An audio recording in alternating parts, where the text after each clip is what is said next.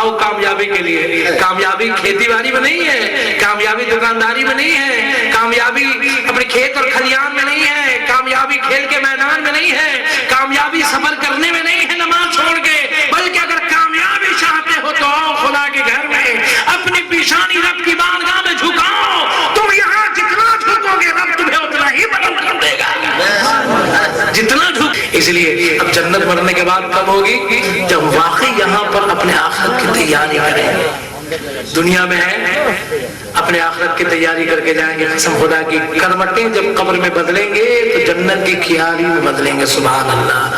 اور جانتے ہیں کہ یعنی ایک نئی زندگی مرنے کے بعد شروع ہوتی ہے. آپ نے سنا اور اللہ کے رسول صلی اللہ علیہ وسلم فرماتے ہیں الموت جسر یوصل الحبیب الی الحبیب, کی موت ایک پل ہے جو ایک دوست کو دوسرے دوست سے ملاتی ہے. یعنی قرآن پاک تو فرماتا ہے کل نفس ذائقۃ الموت, ہر نفس کو موت کا مزہ چکھنا ہے. آیت پہ غور کیجئے تو سمجھ میں بات آ جائے گی کہ مرنے کے بعد آدمی مر نہیں جاتا ہے بلکہ ایک نئی زندگی پاتا ہے. کفار مشرکین کی بھی ایک نئی زندگی ہوتی ہے, اس لیے کہ میدان بدر میں جو 70 کفار جو قتل کیے گئے تو سب کو ایک گڑھے میں ڈال دیا گیا. حضور صلی اللہ علیہ وسلم یعنی اس گڑھے کے کنارے آئے تو پوچھ رہے ان مردوں سے, اے عتبہ بتا کیا حال ہے, شیبہ بتا کیا حال ہے, امیہ ابن خلف بتا اب کیسا تم کو لگ رہا ہے, تو میرے اسلام کا انکار کرتا تھا, میرے دین کا انکار کرتا تھا. او ابو جہل بتا اب تجھ کو لگ رہا ہے نا کہ تو لوگ غلط تھا اور میں صحیح تھا. اسی طرح کے نعت شریف, تقریر, مسئلے مسائل کو سننے کے لیے ہمارے چینل درود شریف کے خزانے کو سبسکرائب کرے اور لائک کرے اور بیل آئیکن کو دبا دے تاکہ آنے والے نئے ویڈیو کی نوٹیفیکیشن آپ تک ملتی رہے. میں صحیح ہوں, اب کیسا محسوس کر رہے ہو؟ تو حضرت عمر فاروق بغل میں کھڑے تھے, وہ کہتے ہیں یا رسول اللہ صلی اللہ علیہ وسلم یہ کیا مردے آپ کی بات سن رہے ہیں جو آپ ان سے پوچھ رہے ہیں؟ تو حضور فرماتے واللہ یہ تم سے زیادہ زندوں سے زیادہ سنتے مگر ان کو بولنے کی صلاحیت نہیں دی گئی. حدیث پاک میں آتا ہے حضور فرمائے تم سے زیادہ سنتے ہیں لیکن بولنے کی صلاحیت نہیں ہے. پتہ چلا کہ مرنے کے بعد ایک نئی زندگی شروع ہوتی ہے. جو زندوں سے زیادہ ہمارے مردے سنتے ہیں, ارے یہی وجہ ہے کہ آپ اندازہ لگائیے کہ جب ہم اور آپ جب مردے جب دفن کر دیے جاتے ہیں تو طریقہ کیا ہے کہ جب ہم قبرستان جاتے ہیں تو قبرستان جانے کے بعد سلام کرتے ہیں السلام علیکم یا اہل القبور, اے قبر والو تم پہ سلام دیو. تو یہ سلام کرنے کا حکم رسول فرماتے کہ سلام کرو. تو کیا وہ مردے ہمارے سلام کو سنتے ہیں؟ ارے سنتے ہیں اور زندوں سے زیادہ سنتے ہیں. ہم زندے اتنا نہیں سنتے جتنا ہمارے مردے سنتے ہیں.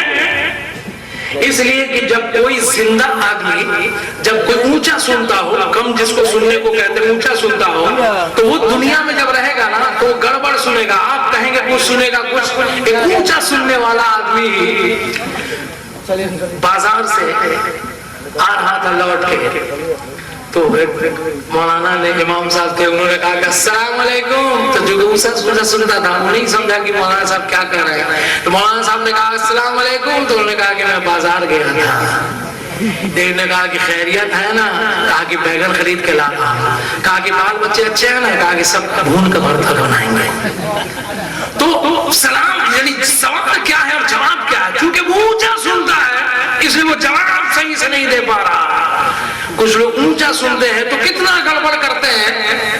یعنی ایک آدمی ایسی اونچا سننے والا, مولانا صاحب کی تقریر سنا کہ بیماروں کی مزاج پرسی کو جانا چاہیے, بیماروں کی عیادت کو جانے میں اتنا ثواب ہے کہ حضور فرماتے احد پہاڑ کے برابر سونا خیرات کرنے میں اتنا ثواب نہیں جتنا ایک مریض کی مزاج پرسی کرنے میں ثواب ہے. احد پہاڑ کے برابر سونا خیرات کرنے میں جتنا ثواب نہیں, اس سے زیادہ ثواب ایک بیمار کی مزاج پرسی میں ہے. بیمار کی خیریت آپ پوچھ لیں, اس کی ہمت بنا دیں, اس کا حوصلہ بڑھا دیں, اس کی خیریت دریافت کر لیں, اس کو کچھ اچھی بات کہہ دیں, اتنے ثواب کے آپ حقدار ہو جاتے. حضور فرماتے ہیں تو بہیرہ آدمی उसने सोचा कि यह सवाब हम भी हासिल कर लो, हर पहाड़ के बराबर सोना खैरात करने का। तो सोचा कि हम तो ऊंचा सुनते हैं, मरीज जो है वो कमजोर आवाज में बोलेगा, वो क्या बोलेगा, क्या सुनेंगे। ऐसा करते हैं कि ये कहेंगे तो ऐसे ही कहेगा, जवाब और सवाल सब सोच के चला। इसने सोचा कि पहले जाएंगे तो सलाम करेंगे, उसके बाद वो जवाब देगा, उसके बाद हम खैरियत पूछेंगे तो यकीन कहेगा हाँ बहुत अच्छा है, तो हम कहेंगे माशाअल्लाह अल्लाह इसी हाल में रखे। फिर उसके बाद किसी डॉक्टर के बारे में पूछेंगे तो किसी अच्छे डॉक्टर का नाम बताएगा, हम कहेंगे हाँ बहुत अच्छे डॉक्टर, उसी का इलाज कराइए। आज जब खाने के बारे में पूछेंगे तो कोई अच्छी ग़िज़ा का यानी नाम बताएगा तो हम कहेंगे बहुत अच्छी ग़िज़ा, इसको हमेशा इस्तेमाल में रखिए। ये बहिरा ये तीनों सवाल का जवाब सुन के सोच के चला। जब मरीज के पास वो सलाम किया, मरीज ने किसी जवाब दिया, कहा कि खैरियत है ना, कहा कि क्या खैरियत है, मर रहे हैं। तो बहिरा भी जवाब सोच के चला था कि वो कहेगा कि हाँ बहुत अच्छे हैं। तो पूछा कि खैरियत है ना, कहा क्या मर रहा हूँ और क्या है, तो कहा अल्लाह आपको इसी हाल में रखे। तो मरीज परेशान हो गया कि अल्लाह ये मेरा दोस्त है कि दुश्मन है। फिर बहिरा ने फिर दूसरी खबर पूछी कि कहिए किसका इलाज चल रहा। तो मरीज चल रहा था, कहा कि किसका इलाज चल रहा, बिल्कुल मौत का इलाज चल रहा, और किसका, कहा कि हाँ बहुत अच्छे डॉक्टर साहब है, हमेशा उन्हीं से इलाज करवाते रहिए। उसके बाद इससे पूछा कि क्या खाते पीते हैं, क्या खाएंगे पिएंगे, शहर खाते और क्या खाएंगे, कहा कि हाँ बहुत अच्छी ग़िज़ा, उसी को हमेशा इस्तेमाल में रखिए। यानी वो मरीज जो था वो परेशान हो गया, कहा इसको भगाओ, ये मेरा दोस्त है, दुश्मन है। तो ये एक बेचारा यानी ऊंचा सुनने वाला सवाब की नियत से गया, ऊंचा सुनने की वजह से गलत काम कराया, उसको आराम पहुंचाने की वजह तकलीफ दे दिया। ये जिंदा था तो ऊंचा सुनता था, कम सुनता था, लेकिन यही जब बहरा जब मर गया, कब्र में चला गया, कब्रिस्तान के उस कोने में उसको दफन कर दिया गया, उस पर 10 मन मिट्टियां डाल दी गई है, बाहर की हवा ही के जरिए आवाज जाती है, न बाहर की हवा अंदर जा रही है, अंदर की हवा बाहर आ रही है। और आप कब्रिस्तान के इस कोने में आहिस्ते से सलाम करते हैं, अस्सलामु अलैकुम या अहलल कबूर। तो हुजूर फरमाते हैं कि जितनी आवाज में वो सामने वाला और कान वाला मुर्दा सुनता है, वैसे उस कोने में लेटा हुआ बहिरा मुसलमान सुन रहा है। आपका सलाम को दुनिया में नहीं सुनता था, मरने के बाद सुनने लगा, मरने के बाद सुन रहा है। पता ये चला कि मुर्दे जिंदों से ज्यादा सुनते हैं, हुजूर फरमाते हैं कि सुनते हैं। तो भला बताओ, जो हमारे माँ बाप जब हमारे माँ बाप मरने के बाद सुन सकते हैं और सलाम करने का हुक्म है, तो हमारे माँ बाप नमाजी भी हो सकते हैं, बेनमाजी भी हो सकते हैं, गुनहगार भी हो सकते हैं, नेकोकार भी हो सकते हैं। तो हमारे माँ बाप नमाजी या बेनमाजी माँ बाप जो हमारे सुन सकते हैं मरने के बाद, तो गौसे आजम जैसे अल्लाह वाले क्यों नहीं सुन सकते हैं अपने कब्र में? ख्वाजा गनी नवाज क्यों नहीं हमारी बातों को सुनेंगे? हजरत मखदूम सिबनानी क्यों नहीं सुनेंगे? मखदूम बिहारी क्यों नहीं मिसाल के बाद सुनेंगे? आला हजरत अपने कब्र से क्यों नहीं हमारी बातों को सुनेंगे? पीर मुर्शिद हुजूर मुफ्ती आजमीन क्यों नहीं सुनेंगे? सरकार सुनकाही क्यों नहीं सुनेंगे? वारिस अल्लाह क्यों नहीं सुनेंगे? हजरत नेमतुल उलमा क्यों नहीं सुनेंगे? क्यों नहीं सुनेंगे?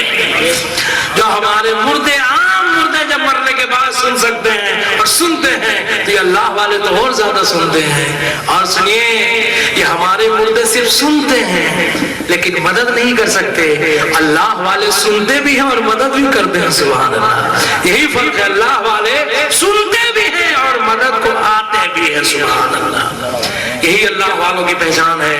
मेरे प्यारे, ऐसी मंजर को देखकर जमाने का शायर कहता है कि वलीउल्लाह में शाने जलालुल्लाह होती है, वलीउल्लाह में शाने जलालुल्लाह होती है, मगर बदे मजहबों की अक्ल कब आगाह होती है, मगर बदे मजहबों की अक्ल कब आगाह होती है। और वलीउल्लाह बेशक मजहर शान इलाही है, वलीउल्लाह बेशक मजहर शान इलाही है, जो उनके मुँह से निकले ऐन फरमाने खुदाई है, जो उनके मुँह से निकले ऐन फरमाने खुदाई है। मेरे प्यारे बुजुर्ग और दोस्तों, ये हमारे मुर्दे सुनते हैं और हमारी बातों को जानते भी हैं। इसलिए تو رسول اللہ صلی اللہ علیہ وسلم ارشاد فرماتے کہ تم اپنے چلے جانے والوں کے نام سے ایصال ثواب کرو، ان کے لیے دعائیں خیر کرو، دعائیں مغفرت کرو، یہ ثواب ان کو پہنچتا ہے اور کرنا چاہیے۔ جناب امیر حسن صاحب کے بچے اور ان کے اولاد بڑی خوشبخت ہے، بڑی نیک ہے کہ ان کے جانے کے بعد بھی ان کو یاد کیا اور ایصال ثواب کا اتنا شاندار اہتمام کیا اور یہ ثواب پہنچتا ہے۔ کچھ لوگ کہتے ہیں کہ نہیں پہنچتا ہے، تو جن کا نہیں پہنچتا ہے وہ نہیں پہنچاتے، ہم لوگ کا پہنچتا ہے اس لیے ہم لوگ پہنچاتے ہیں۔ اس لیے کہ سنی ہی مردے کے پاس پہنچتا ہے ثواب، اور سنی ہی مردے بخش جائیں گے اور نہیں غیر سنی نہیں، اس لیے غیر سنی نہیں پہنچاتے، ان کا پہنچتا نہیں، ہم لوگ کا پہنچتا ہے اس لیے پہنچاتے۔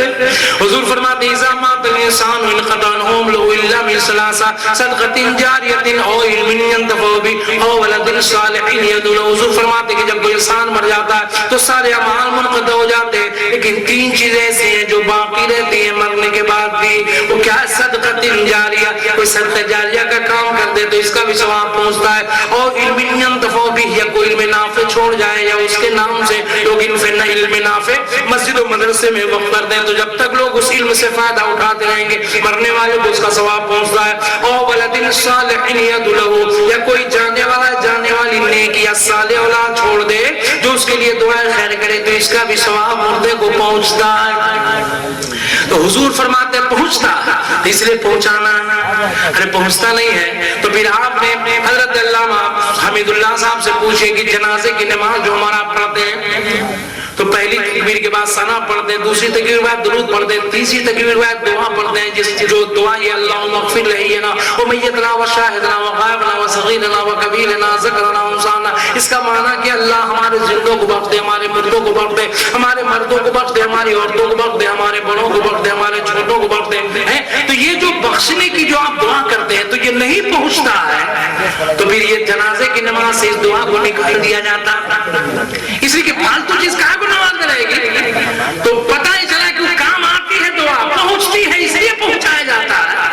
ہم لوگ جب نماز پڑھتے ہیں تو جب یعنی تشہد کے بعد جب بیٹھتے ہیں 2 رکعت والی نماز میں درود شریف کے بعد ایک دعا معصورہ پڑھتے ہیں، 4 رکعت والی نماز میں درود شریف کے بعد ایک دعا پڑھتے ہیں، دعا معصورہ کیا اللہم اغفر لی ولوالدی ولمن توالد ولجمیع المؤمنین والمؤمنات والمسلمین والمسلمات۔ اس کا معنی کیا ہے؟ اے اللہ مجھ کو بخش دے، میرے ماں باپ کو بخش دے، میرے یعنی پہلوں کو بخش دے، میرے اگلوں کو بخش دے، میرے پچھلوں کو بخش دے، بلکہ سارے دنیا کے مسلمان مرد و عورت کو بخش دے۔ تو یہ ہم اور آپ جو بخشنے کی دعا کرتے ہیں تو اگر ان کی بخشش نہیں ہوتی، ہماری دعاؤں تک نہیں پہنچتی تو نماز میں کبھی بھی یہ دعا نہیں ہوتی، اس کو نکال دیا جیسے کہ نماز میں فالتو چیز تو نہیں ہے، جو بھی ایک کام کی ہے تو پہنچتی ہے دعا اس لیے پہنچائی جاتی ہے، اور جب پہنچائی جاتی ہے پہنچتی ہے تو مطلب یہ کہ جہاں پہنچائی جاتی ہے وہ ریسیو کرنے والا موجود ہے۔ ارے جو ہم اور آپ کوئی چیز خط بھیجتے ہیں تو پہنچنا کس کو کہتے ہیں؟ کوئی ریسیو کر لے تب کہتے ہیں پہنچنا، اور ریسیو نہیں کرے تو وہ لوٹ کے چلا جاتا، ریٹرن آ جاتا۔ تو کوئی ریسیو کرتا ہے تبھی اس کا پہنچانا کہتے ہیں۔ حضور فرماتے کہ پہنچنا مطلب یہ کہ مردہ ہمارے ثواب کو ریسیو کر لیتا ہے۔ تو مردہ جب زندہ ہوگا تو نہ ریسیو کرے گا، مردہ سب کچھ ہاتھ پاؤں جواب دے رہا تو کیا ریسیو کرے گا، اس کو کیا ملے گا؟ تو پتہ چلا کہ مرنے کے بعد ایک زندگی ہوتی ہے، اسی زندگی کے ساتھ ہمارے سلام کو قبول کرتا ہے، ہماری ایصال ثواب کو ریسیو کرتا ہے اور پہنچتا ہے، اس کو فائدہ ہوتا ہے۔ میرے پیارے بزرگ اور دوستو، حضرت خواجہ حسن بصری رحمۃ اللہ علیہ، بس ایک بات میں بتا گزر جاؤں، جو 2 بجے تک مجھ کو ٹائم ملا ہے، 10 منٹ باقی ہے، بس تھوڑی دیر برداشت کیجیے۔ تو حضرت خواجہ حسن بصری انہوں نے خواب دیکھا کہ مسلمان عذاب قبر میں گرفتار ہے، اس پر عذاب کے فرشتے مسلط ہے، سانپ اس کے یعنی کمر میں لپٹ کر اس کے گردن میں لپٹتے ہیں، پھر اس کے منہ سے داخل ہوتے ہیں، ناک سے نکلتے ہیں، پھر کان سے داخل ہوتے ہیں تو آنکھ سے نکلتے ہیں۔ وہ ایک عجیب اس مردے کی کیفیت ہے۔ تو حضرت خواجہ حسن بصری نے پوچھا کہ میرے دینی بھائی تو مسلمان ہے، تو مسلمان کے لیے تو ایک سے ایک سہولت ہے، ایک سے ایک اس کے لیے آرام ہے کہ تھوڑی سی نیکیوں پہ بخشا جاتا ہے مسلمان، اور تو کیسا مسلمان ہے کہ بخشا نہیں دیا؟ کیا تمہارے لیے کوئی مسلمان گنہگار سے گنہگار بھی آتا ہے، لیکن اگر اس کے بچے اگر دعائیں خیر کرتے ہیں، ایصال ثواب کرتے ہیں تو مردہ بخشا جاتا ہے اگر عذاب میں ہوتا ہے، تو کیسا بدنصیب مردہ ہے کہ ابھی تک بخشا نہیں گیا اور عذاب قبر میں گرفتار ہے؟ تو تو اس مردے نے کہا حسن بصری کیا بتاؤں، میں تو خود گناہگار تھا اور بہت بڑا سہکار تھا، تو اپنے گناہوں کی سزا کاٹ رہا ہوں، لیکن میں ایک بچہ چھوڑ کے مرا تھا، وہ میرا بیٹا، لیکن بہت نالائق تھا، وہ ایک ہی بیٹا تھا، لاڈ اور پیار سے بہت بگڑ گیا، خراب ہو گیا، تو میری زندگی میں وہ شراب خانے میں، جوا خانے میں اپنی زیادہ وقت اپنا گزارتا تھا، اب تو میری محنت کی کمائی لے کے دونوں ہاتھوں سے طوائفوں کے ہاں، جوا خانوں میں، شراب کے اڈوں میں لٹا رہا ہے، اس کو میرے اظہار ثواب کی کیا فکر۔ تو حضرت حسن بصری نے کہا اے میرے بیٹے مسلمان، تم اپنے محلے کا نام بتا، تو اپنے بیٹے کا نام بتا، تو اپنے شہر کا نام بتا، ہم جائیں گے اور تمہارے بیٹے سے کہیں گے کہ اپنے باپ کے لیے اظہار ثواب کریں، اس لیے کہ میں نے بہت بری حالت میں اس کو دیکھا ہے۔ تو اس مردے نے کہا اے حسن بصری جانا بیکار ہے، اس لیے کہ وہ آپ کی بات نہیں مانے گا، وہ بہت فالتو آدمی ہے، بہت بیکار آدمی ہے، بہت جاہل اور اجڑ اور بہت شیطان قسم کا ہے، آپ کا جانا بے سود ہے۔ تو حضرت حسن بصری نے کہا کہ کوشش کرنا میرا کام ہے، ہدایت دینا اس کو اللہ کے ذمہ کرم پر موقوف ہے، اس لیے ہم کو اپنے شہر کا نام، اپنے محلے کا نام، اپنے بیٹے کا نام بتاؤ، ہم ضرور جائیں گے۔ تو خواب ہی میں حسن بصری کو یعنی اس مردے نے اپنے شہر کا نام، محلے کا نام، اپنے بیٹے کا نام بتا دیا۔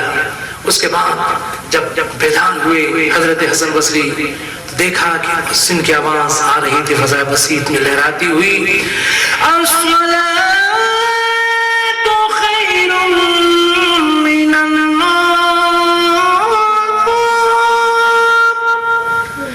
الصلاۃ خیر من النوم۔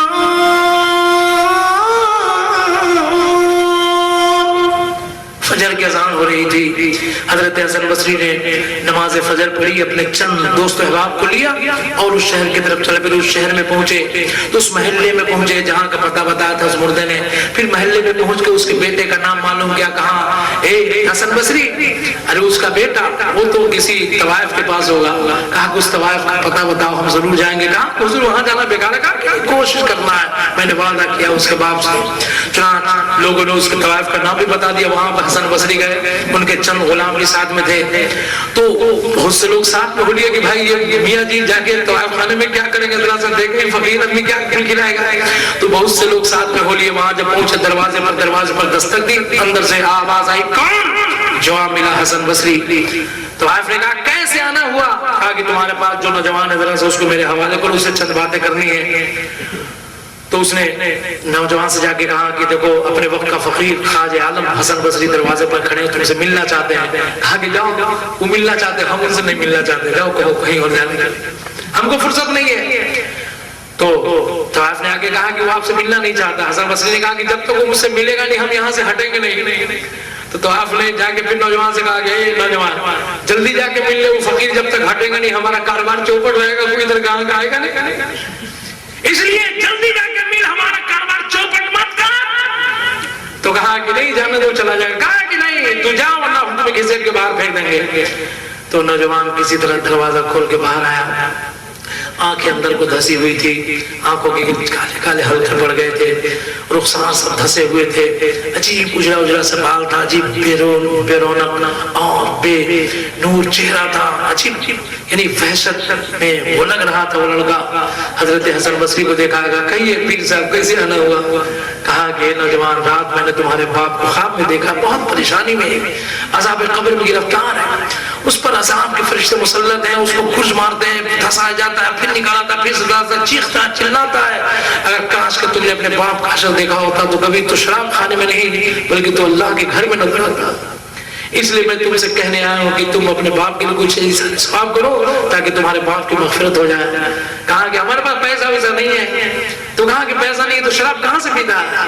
کہا کہ وہ تھا میں نے پی لیا، 2 ہی بوتل پیا کرو، رات اور 4 بوتل پیتا بھوری میں نے نشہ اتر گیا، ورنہ 10 بجے سے پہلے میں نے نشہ نہیں اترتا۔ اپنا کام کر۔